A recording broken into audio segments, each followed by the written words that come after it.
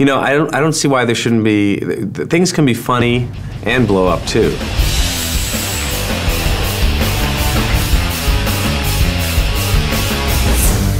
Tropic Thunder, best movie of all time. We're gonna blow this shit up. Woo! We had an explosion that we were doing one day, and it was a pretty big explosion.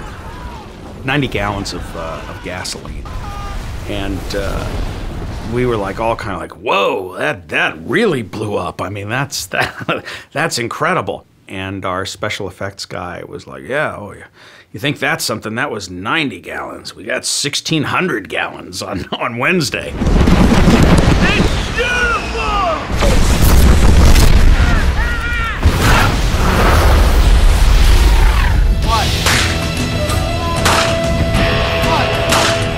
We got Mike Minardis, who's one of the best special effects guys in the business, and he's just he really has fun doing what he does. He's a very intense guy, but sort of, it's always with an air of like, you know, he might be slightly insane, but in a good way.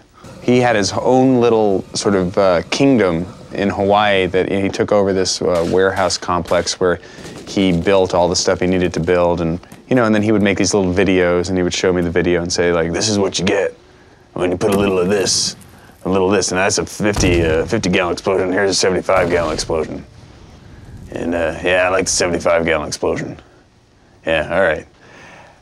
He doesn't talk like that at all. I just like doing that voice. Down there at the bottom is where we have 1,000 gallons of diesel fuel and a propane tank, a 3,000-gallon propane tank and 2 500s. That's liquid propane that we're pumping through the lines and into these manifolds down here. So these pipes here are 20 foot long, and they each hold 55 gallons of gasoline and diesel fuel. So it goes 20 feet, then a 10-foot space, and then in between the 10-foot space is these metal pots. Well, those metal pots is what we put a 16-ounce black powder lifter in there and fill that with 8 gallons of gas and sawdust. So when one of these blow up, it throws the gas in the air, then those things blast up, and they help ignite everything, and they give it some height.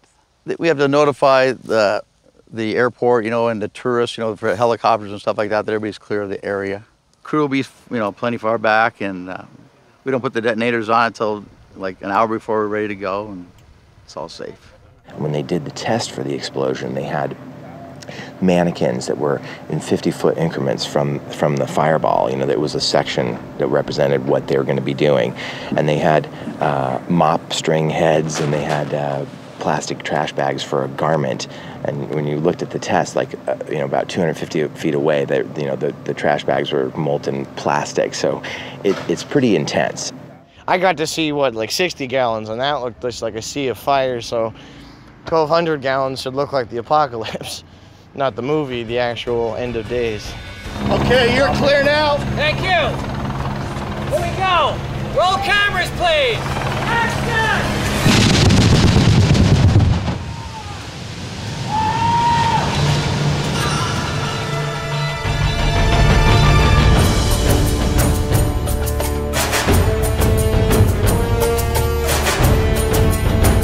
We designed the bridge, and then we had it engineered. You know, there's a structural engineer that we sent the plans through and said, look, we want to engineer this bridge so that we can drive a truck over this bridge. And then special effects tried to blow it up. Blow the bridge!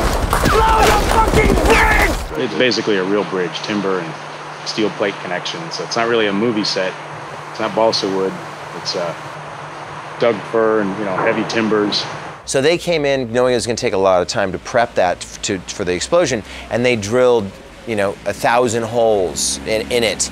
In addition to the charges that are in the wood, we also have bundles of sandbags with charges in between the sandbags to generate a softer but more